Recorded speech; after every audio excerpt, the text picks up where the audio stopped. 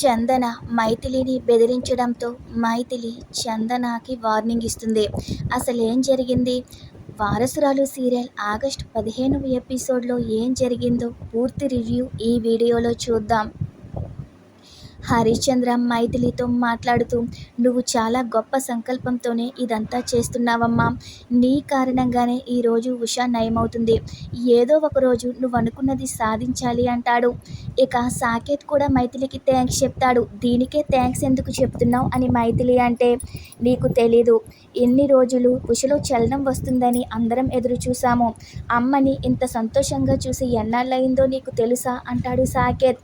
ఈరోజు అమ్మని సంతోషపెట్టి ఉషలో చలనం తీసుకొచ్చావు, థ్యాంక్ యూ సో మచ్ అంటాడు. అదంతా చూస్తున్న చందన తన మనసులో కోపంతో రగిలిపోతూ, ఈ ధరణిని ఇప్పుడే ఇంట్లో నుంచి బయటకు గెంటేయాలి, లేదంటే ఇక్కడే పాతుకుపోతుంది. ఆ తర్వాత ఇదే ధరణి అని తెలిసినా లాభం లేకపోవచ్చు అని అనుకుంటూ ఉంటుంది. ఇన్ని రోజులు నువ్వు ఇంట్లో పడిన బాధలు చాలు, ఈ ఇంటి కోడలుగా నీకు ఇంకా అర్హత దక్కలేదని సౌదామిని మైథిలితో అంటుంది. ఇప్పుడు మనస్ఫూర్తిగా చెబుతున్నాను, నిన్ను ఈ ఇంటి కోడలిగా మనస్ఫూర్తిగా నేను అంగీకరిస్తున్నాను అంటుంది సౌదామిని. నీ తల్లిదండ్రులు ఎవరో కూడా నాకు అనవసరం. నీ స్థానాన్ని, నీ స్థాయిని, నువ్వు ఏ పేదరికం నుంచి వచ్చావో అదంతా నేను పట్టించుకోను అంటుంది సౌదామిని. నువ్వు నా కోడలు అని ఈ ప్రపంచానికి తెలియాలి అంటుంది సౌదామిని. త్వరలోనే ఒక రిసెప్షన్ ఏర్పాటు చేసి నువ్వే నా కోడలు అని లోకానికి చాటి చెప్తాను అని సౌదామిని అంటుంది. ఇక సాకేత్కి ఫోన్ రావడంతో ఫోన్ మాట్లాడడానికి బయటికి వెళ్తాడు. సాకేత్ ఫోన్ మాట్లాడి పెట్టేయగానే మైథిలి సంతోషంతో పరిగెట్టుకుంటూ వెళ్ళి వెనక నుంచి సాకేత్ని కౌగిలించుకుంటుంది.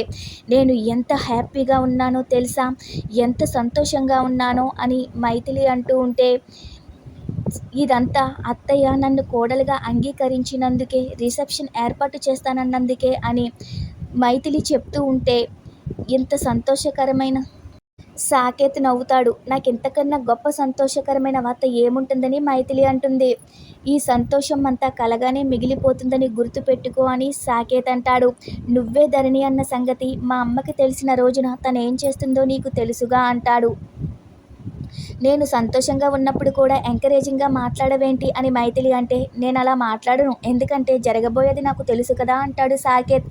నిజాలు బయటపడ్డాక నిన్ను అందరూ ఎలా ట్రీట్ చేస్తారో తెలిసి కూడా నేను ఎందుకు నీతో ఎంకరేజింగ్గా మాట్లాడతాను అని సాకేత్ అంటాడు. మన బాధను పంచుకునే వ్యక్తి లేకపోవడము ఎంత బాధో, మనం సంతోషంగా ఉన్నప్పుడు ఆ సంతోషాన్ని పంచుకునే వ్యక్తి అయినా ఉండాలని అనుకుంటారు. ఈ క్షణం నేను సంతోషంగా ఉన్నాను, ఎవరితోనైనా పంచుకోవాలని ఉంది, నువ్వేమో ఇలా మాట్లాడుతున్నావని మైథిలి అంటుంది. నాకు ఒక సహాయం చేయి, కాసేపు నా ఫ్రెండ్ సిరి స్థానంలో ఉండి సంతోషాన్ని పంచుకో అంటుంది. ఏంటి, సిరి స్థానంలో నేనుండాలా అని సాకేత్ అంటాడు. ఒకే ఒక్కసారి ప్లీజ్ అని రిక్వెస్ట్ చేస్తుంది. ఇక సరే అంటాడు. ఇక వెంటనే సాకేత్ని సిరి స్థానంలో నిలబెట్టేస్తుంది. హాయ్ సిరి, నేనెంత సంతోషంగా ఉన్నానో తెలుసా అంటుంది మైథిలి. ఈరోజు నా జీవితంలో నిజంగా ఒక అద్భుతమైన రోజు. అత్తయ్య నన్ను కోడలుగా అంగీకరించింది. నేనే ఈ ఇంటి కోడలనన్న విషయాన్ని అందరికీ రిసెప్షన్ ఏర్పాటు చేసి చెప్తాను అంది. నేను సాధించాలనుకున్న లక్ష్యంలో ఇది మొదటి విజయం. ఈ సిచ్యువేషన్ చూస్తుంటే త్వరలోనే నేను అనుకున్నది సాధిస్తాను అనిపిస్తుంది. ఎలాగైనా సరే నాన్నని అత్తని కలిపే అవకాశం కూడా దొరుకుతుంది అనిపిస్తుందని సాకేత్కి చెబుతూ ఉంటుంది మైథిలి.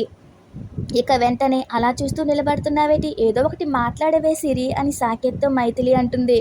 నువ్వు చాలా గ్రేట్ అంటాడు సాకేత్. నువ్వు అనుకున్నది చేయడానికి ఎన్ని నాటకాలు ఆడావే, ఎన్ని మోసాలు చేశావే, ఆఖరికి అనుకున్నది చేసేలానే ఉన్నావే అని సాకేత్ వెటకారంగా అంటాడు. నా ఫ్రెండ్ సిరి అలా ఏమీ అనదు, చాలా ఎంకరేజింగ్గా మాట్లాడుతుందని మైథిలి అంటుంది. నేను ఇలాగే మాట్లాడతాను, అయినా నీ నాటకాల గురించి నాకు తెలుసు కదా, నేను ఎంకరేజింగ్గానే మాట్లాడుతున్నాను, నీకు తెలియడం లేదేమో అని సాకేత్ అంటాడు. నీ చుట్టూ ఉన్న జనాలకి నీ అసలు రూపం తెలియదు కదా అని సాకేత్ అంటే, సిరిలా నటించమంటే నీ మనసులో ఉన్న విషయాలన్నీ తవ్వుతున్నావు, నీ క్యారెక్టర్ నుంచి బయటికి వచ్చేసావు, నీదంతా ఏమీ అవసరం లేదు అని ఇక మైథిలి కోపంగా అక్కడి నుంచి లోపలికి వెళ్ళిపోతుంది. మరో సీన్లో జయంతి పేపర్లో రాశిఫలాలు చూస్తూ ఉంటే, ఇందక్కడి నుంచి ఏంటి తెగ చూసేస్తున్నావు అంటాడు నాగేంద్ర.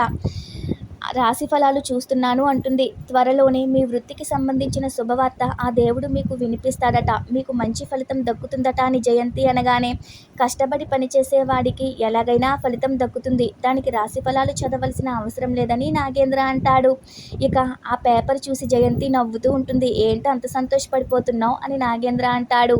నాకు భారీ ధనలాభం ఉందంట అని జయంతి అనగానే నాగేంద్ర నవ్వుతాడు. అలాంటివి ఎలా నమ్ముతావు అంటాడు. నువ్వే ఆలోచించు.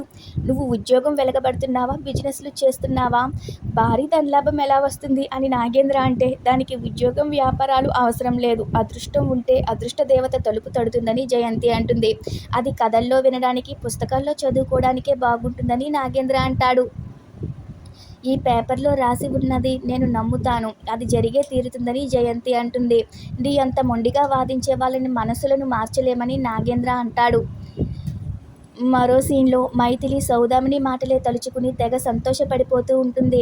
అత్త మనసు గెలిచాను. ఎంతో కొంత అత్త మనసులో స్థానం సంపాదించుకోగలిగాను. ఇది ఇలాగే కొనసాగితే తొందరలోనే అత్తని నాన్నని నేను కలపగలుగుతాను. నేను అనుకున్న లక్ష్యం వైపు నేను చేసే ఈ ప్రయాణంలో ఇంత దూరం రావడానికి నాకు అండగా నిలబడ్డావు దేవుడా అని దేవుణ్ణి వేడుకుంటూ ఉంటుంది. అప్పుడే చందన డివోర్స్ పేపర్స్ తీసుకొచ్చి ఈ విడాకుల పేపర్స్ మీద సంతకం పెట్టు అంటుంది. నేను ఏదైతే జరగకూడదు అనుకున్నానో అదే జరిగేలా ఉంది. ఈ కుటుంబానికి నిన్ను దూరం చేయాలనుకుంటే అది జరగదేమో అని భయం వేస్తుందని చందన అంటుంది. ఆలస్యం చేయడంలో అర్థం లేదు. మర్యాదగా వీటి మీద సంతకం పెట్టు. నువ్వు బావ జీవితంలో నుంచి శాశ్వతంగా వెళ్ళిపో అని చందన అంటుంది. ఆస్తి విషయంలో మీరు వేసిన కేసు కూడా వెనక్కి తీసుకోవాలి అని చందన అంటుంది. నువ్వు అనుకున్నది ఎప్పటికీ జరగదు అంటుంది మైథిలి. భయం లేకుండా మాట్లాడుతున్నావేంటి అని చందన అంటుంది. నీ బండారం బయట పెడతానని కంగారు లేదా నీకు అంటుంది. నేను భయపడినంతకాలం నువ్వు భయపెడుతూనే ఉంటావు. అది నాకు బాగా తెలుసు. నేను చేస్తున్న పని తప్పు కానప్పుడు నేనెందుకు భయపడాలి, నేను ఎందుకు కంగారు పడాలి అంటుంది మైథిలి. నువ్వు చేస్తుంది తప్పు కాదని నువ్వు అనుకుంటే సరిపోదు, ఎదుటి వాళ్ళకు కూడా అనిపించాలిగా అంటుంది చందన. ఒక్కసారి నీ నిజస్వరూపం బయట పెడితే అందరూ నిన్ను వేలెత్తి చూపించి ఇంట్లో నుంచి గెంటేస్తారు. నీ గురించి నిజం అందరికీ చెప్పమంటావా అని చందన అంటే, నువ్వు చెప్పేస్తానంటే నేను భయపడతాననుకుంటున్నావా అంటుంది మైథిలి. నేను చెప్పను అనే ధైర్యంలో నువ్వు ఉన్నావేమో అని చందన అంటే, నువ్వు చెప్పినా నాకేమీ కాదన్న ధైర్యంలో ఉన్నానని మైథిలి అంటుంది. నేను దాచిన కొద్దీ నీకు ధైర్యం పెరుగుతుంది. ఇంక నేను ఆగను అంటుంది. ఎందుకు ఇంకా ఆగడం, నేనే ధరణి అన్న విషయం అందరికీ చెప్పేసేయ్ అని మైథిలి అంటుంది. ఎవరికి చెప్పుకుంటావో చెప్పుకో, నేను భయపడే స్థాయిలోనే లేను అంటుంది మైథిలి. ఏంటి నీ కాన్ఫిడెన్స్ అని చందన అంటుంది. నేను చెప్పను అనుకుంటున్నావు కదా అంటే, లేదు చెప్పినా ఎవరు నన్ను ఏమి అనరనే అనుకుంటున్నాను అంటుంది మైథిలి. ఎందుకంటే ఇప్పుడు అందరూ నా మీద ఎంతో కొంత మేలు చేసిన వ్యక్తిలా పాజిటివ్గా ఉన్నారు. నన్ను గెంటేసినా ఇప్పుడు పర్వాలేదు.